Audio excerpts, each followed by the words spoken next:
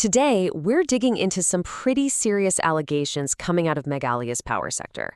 We're talking about massive public projects where the costs have apparently ballooned by frankly incredible amounts. So let's get into it. 187 crore rupees. Get this, that's the alleged combined cost increase from just 2 power projects. It's a staggering number, right? And it immediately makes you ask, how on earth did that happen? And look, this isn't just about some numbers in a ledger. The source material we're looking at claims this is public money, your money, being drained through completely unjustified costs. It points to a potential betrayal of public trust. So what's the real accusation here? Well, the source alleges this isn't just a case of bad management or a few honest mistakes. No, it suggests a calculated, systematic approach designed to siphon money right out of public projects. The real heart of the accusation is the how. How was this pulled off? The source claims it's through specific tools, like rigging the tender process and just making up reasons for cost hikes, all to make sure certain pre-selected companies win the contracts at bloated prices. Let's look at the evidence. Okay, so let's open our first case file. A project funded by the Asian Development Bank to install smart meters all across the state. You know, this was supposed to be a big step forward into the future. And this chart just says it all, doesn't it?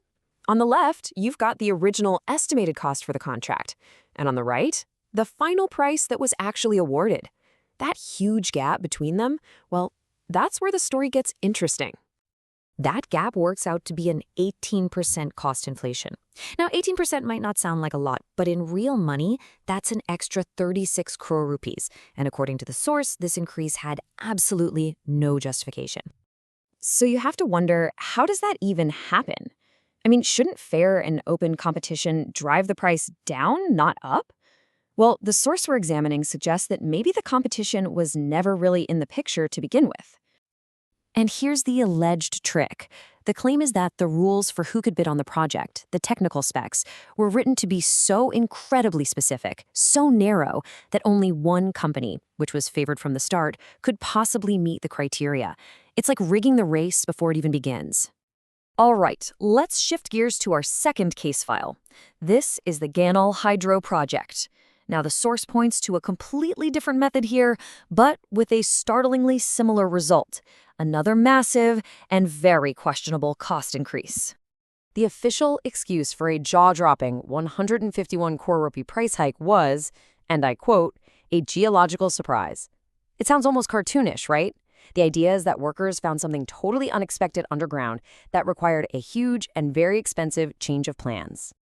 Now, just so we're all on the same page, geological surprise is actually a real term. It's an established concept in big construction projects for when you genuinely run into unforeseen problems that can legitimately raise the costs. And that is the multi-million-dollar question, isn't it? Or, I guess, the 151 crore rupee question. The source we're looking at casts some serious doubt on this whole official explanation. Let's see why. So the case against this surprise really comes down to 3 key things from the source. First, they'd already done soil testing, so the ground conditions shouldn't have been a shock. Second, apparently all the tricky underground and tunnel work is already done.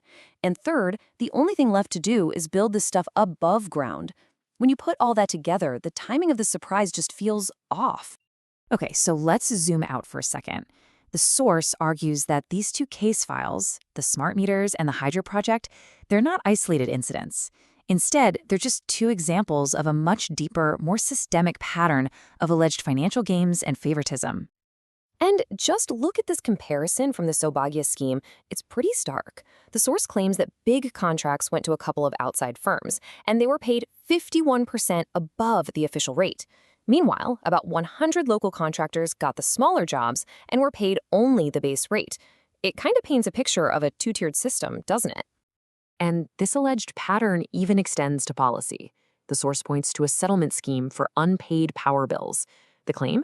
It gives these huge breaks to industrial consumers, the ones who owe the most money, while regular households get almost nothing.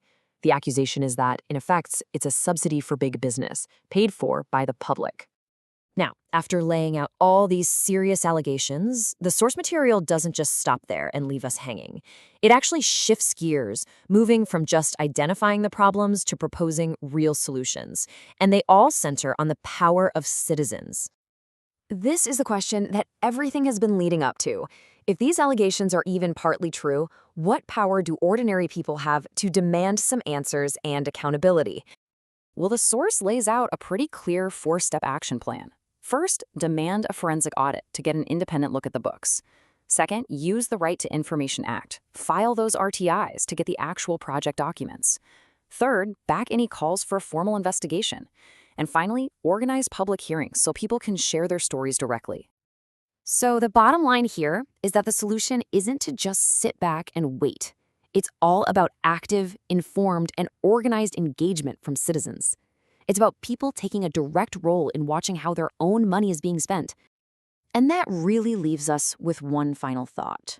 When you're up against these complex systems and huge sums of money, maybe the simplest thing, just asking a direct question, demanding a straight answer, and not taking geological surprise for an answer, is the most powerful tool for change we have.